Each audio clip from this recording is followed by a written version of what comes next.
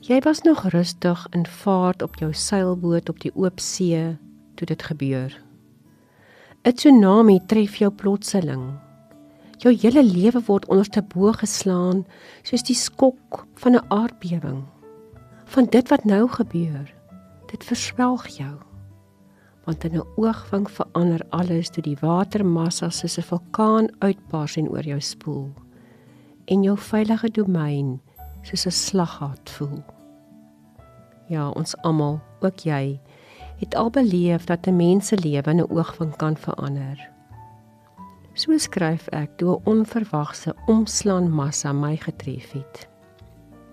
Here, my veilige domein is in sekondes vervorm tot skok, vrees, verwarring, onsekerheid, pyn.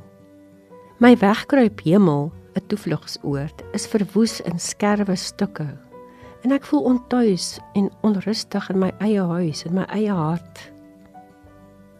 Here, U weet, en U ken my binne en buite wêreld. U is die een wat my geskep het. En ek weet, dis nou hier, Here, waar ek U, wat my ken, moet vertrou.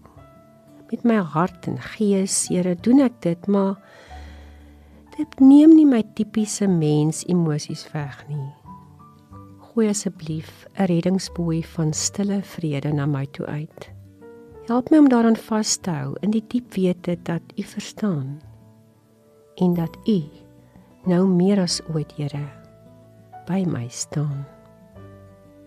As jy tans of dalk steeds of weer 'n vloedgolf van ontwrigting en onsekerheid ervaar, wil ek jou aanmoedig om, ondanks al die onstuimigheid om jou, by jou Vader te gaan sit.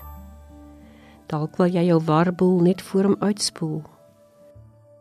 Miskien wil jy net in stilte sy troos voel. Ongeag wat jy nou nodig het, kan jy weet, jou Here weet. Kom ons bid. O groote vashou, Here, vandag het ek U so nodig. Hou my gekoester asseblief. Amen.